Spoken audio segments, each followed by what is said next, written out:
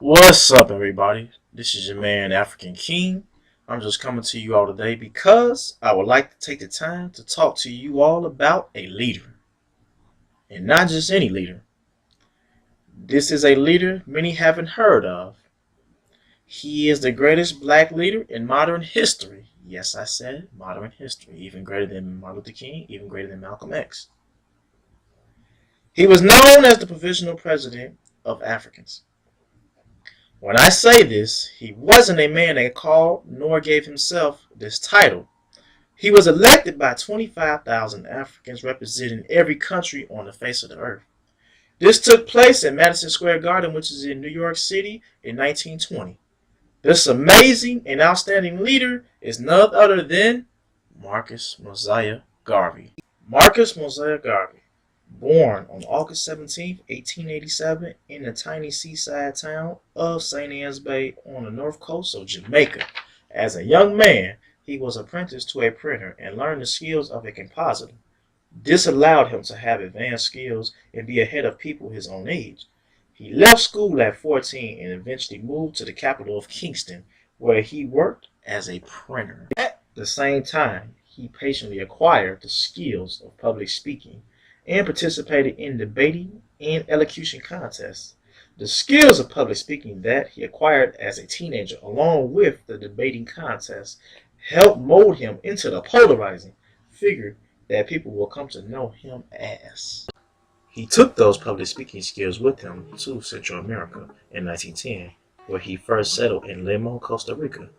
Garvey also published his first small paper in Panama before returning to Jamaica in 1912, then leaving again in 1913. Garvey moved to England for a better career opportunity, working with the enigmatic Sudanese Egyptian nationalist Deuce Muhammad Ali on the staff of Ali's influential Pan-Africanist journal, the African Times and Orient Review, where Garvey got introduced to Pan-Africanism. So now you know, Deuce Muhammad Ali taught Garvey Pan-Africanism. Now shifting gears, he acquired a new consciousness while expanding his horizon when he visited a number of European countries. He learned about the system of imperialism and aristocratism, power as it reached its climax. Learning about this motivated Garvey to eventually start his Garvey movement with Deuce Muhammad Ali, who he later thrown out of the movement for teaching sovereignty instead of global African liberation. In 1914, Garvey returned to Jamaica and was content at first to preach accommodations to the system of colonial rule. On his way back to his homeland of Jamaica, he read a book written by Booker T. Washington called Up From Slavery. He was a man who most people would consider a sellout and an accommodationist Negro because he would look integrationist in one lecture and look revolutionary in another lecture. There were many who thought he was a sellout, but never had a good enough reason behind that statement. If he was a sellout, why did he start the National Negro Business League, traveling around the country helping blacks to sustain economic capital? If he was a sellout, why did Booker T. Washington use the Tuskegee Institute as one of the top hiding places for fugitive revolutionaries? Lastly, if he was a sellout, why did he bring Africans from Africa to Tuskegee Institute to teach them on enterprise and economics to finance them to go back to Africa and build independent states? Booker T wasn't a sellout. He just told the white man what he wanted them to hear as part of his strategy, because he understood military science. As a leader, he knew he couldn't always say what he meant. What Booker T did, as well as what he wrote in his book Up From Slavery, motivated Garvey to build the largest black movement of all time. When Garvey arrived back on his homeland of Jamaica to his girlfriend Amy Ashwood Garvey, they launched the Universal Negro Improvement Association and African Communities League in Kingston, Jamaica, and it did not work. It did not work for the same reason it wouldn't work today, because in the Caribbean, there is a racial hierarchy. It is one that is more complicated than the one we have here in the United States. In America, you're black or white. You might be biracial, quote unquote, but you are still black. You might be light-skinned with green eyes, but one drop of African DNA makes you African. It's not just black and white. they have a hierarchy of colorism that consists of quadroon, octoroon, and mulatto. In the Caribbean, being a half shade lighter can make the difference whether you're picking up trash for a living or running for elective office. Marcus Garvey, being a blue, black, purple, nappy-headed, broad-nosed African, could not succeed with a program with racial equality on the island ruled by colorism. So that movement did not work. A lot of the lighter-skinned people were looking at Garvey as if to say, who is this black man to tell me that I am no better than the other Africans on this island when I have an Irish grandmother and a Portuguese grandfather? It is really sad that it was like that throughout the Caribbean, and it still goes on to this very day. The reason behind this is because when the enslaved Africans were brought west, they were brought to the Caribbean to be broken. Because the Caribbean was the first stop in the transatlantic slave trade, the slave masters had to create division to ensure that rebellion could not take place. That's why they put them in 8 different color shades to make sure they would never unite and fight as one. Yet you still have a lot of self-hate that goes on amongst African people. Garvey comes to America not to stay, but to visit Booker T. Washington to receive advice because Garvey wanted to open up a Tuskegee Institute back home. When he showed up, Booker T. Washington has passed away mysteriously. He meets with the second-in-command, Vice President turned President of Tuskegee after Booker T's death, R.R. Moulton. He and Garvey do not see eye to eye, which started them off on the wrong foot. Some historians find out later that R.R. Moulton was a paid Army agent sent to Tuskegee to investigate Booker T to see whether or not it was true that he was using Tuskegee as a hideout for revolutionaries. Notice this is taking place in the late 1800s and early 1900s. As I stated before, Booker T. Washington has passed on, and Garvey did not like R.R. Moulton. He probably considered that he was a sellout. So Mr. Garvey starts the 38 states tour to raise money for the Jamaican Tuskegee. World went 38 states, and people were wondering, who is this short, pudgy man from Jamaica asking for money? He comes to New York City where he meets with the Pan-Africanists. Mr. Garvey did not invent the Pan-Africanist movement. A lot of my fellow Garveyites do not like to hear that. Mr. Garvey reinvented the Pan-Africanist movement. Like Michael Jordan didn't invent the sport of basketball, but he reinvented it. Another thing Garveyites hate is when anyone says he taught nothing new, which he didn't. For example, he said God was black, and that did not come from Garvey, but a Pan-Africanist before him by the name of Bishop Henry McNeil Turner, who was one of the first blacks elected after Reconstruction, one of the first black chapters in the United States Army, one of the first bishops in the African Methodist Episcopal Church. He was the man that called the United States flag a stinking dirty rag. Bishop Turner also taught Elijah Muhammad when he was Elijah Poole at his elementary school in Georgia. Both Elijah and Garvey took that term God is black, but they learned it from Bishop Turner. Another example is one of Garvey's most famous quotes. Africa for the Africans, those at home and those abroad. Did not really come from him, but the second part of the quote was his.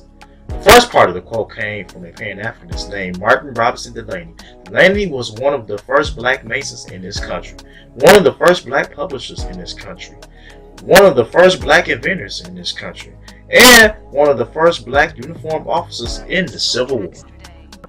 Even though Garvey put ships on the water, Delaney and Chief Alfred Sam had ships on the water before Garvey. That brings up a question in the minds of others who do not know about Mr. Garvey. That if he wasn't the first to come up with certain terms, put ships on the water first, or start the Pan-Africanist movement, what's so great about him and being a Garveyite? Marcus Mosiah Garvey's greatest accomplishments did not stem from him inventing the Pan-Africanist movement. His greatness stemmed from giving the ideology a mass movement. Before him, there was no universal mass movement for Pan-Africanism.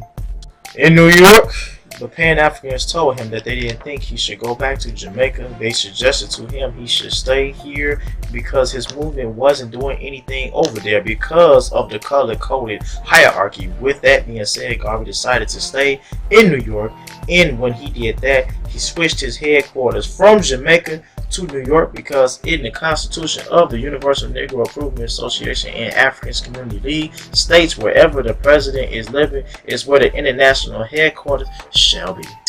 Garvey pays a visit to W.E.B. Du Bois at the Office of the Crisis, which is the NAACP's paper. They had a conversation that was pretty favorable. And Garvey said he knew something wasn't right because everyone that was working for Du Bois looked like they could be white. That brings up the point that was made previously about colorism in the African community. It was said that W.E.B. Du Bois was a light-skinned supremacist that did not like dark-skinned people around him, not to mention he's the father of the Boule. Du Bois has been quoted saying, "The Boule was started to keep the educated black man away from Marcus Garvey." Du Bois is the father of the talented Tiff, where he went on to say, "The Negro race, like all races, is going to be saved by its exceptional men," which shows his lack of faith in change for blacks. The UNIA was incorporated by Garvey, and he launched the Negro World newspaper, which he had his close friends writing for the paper. One goes by the name of Dr. Carter G. Woodson, the father of Black History Month, and J.A. Rogers. These are our master teachers, and they are all Garveyites writing for the newspaper. Garvey's newspaper was so feared by white colonialists in Africa that it was outlawed in half the colonies, and if anyone was caught with Garvey's paper, you could be beheaded or sentenced to life in prison just by having that paper. The Negro World newspaper, even today, has been the most notorious black newspaper of all time.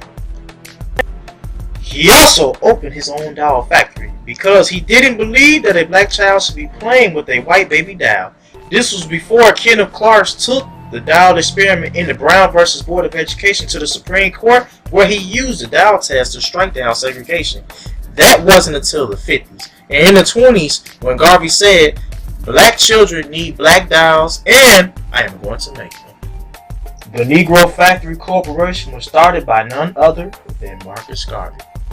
The UNIA had two colleges. One was called Booker T. Washington University, and the other one was called Liberty University in Virginia, which a lot of people knew about. What is Garveyism? Garveyism is the highest stage of Pan-African nationalists. That can be summed up as a belief of, if you're going to give God a color, it better be your own. He also stated, "What people you ever know to get free worshiping a deity that looks like their enemy?" We must identify as African people first. Where he came up with the term race first. Because the European Jews are European Jews before they are anything else. The Chinese are Chinese before they are anything else. The Italians are Italians before they're anything else. We must have African racial pride. It is not enough just to study where you came from. It is not enough just to know the facts and dates. But it must be internalized as a part of your spirit. Garvey said Africa must be the government. He also believed that we need independent black economic power. In 1920, they shocked the world in Madison Square Garden. They had the first international convention of the Negro people of the world.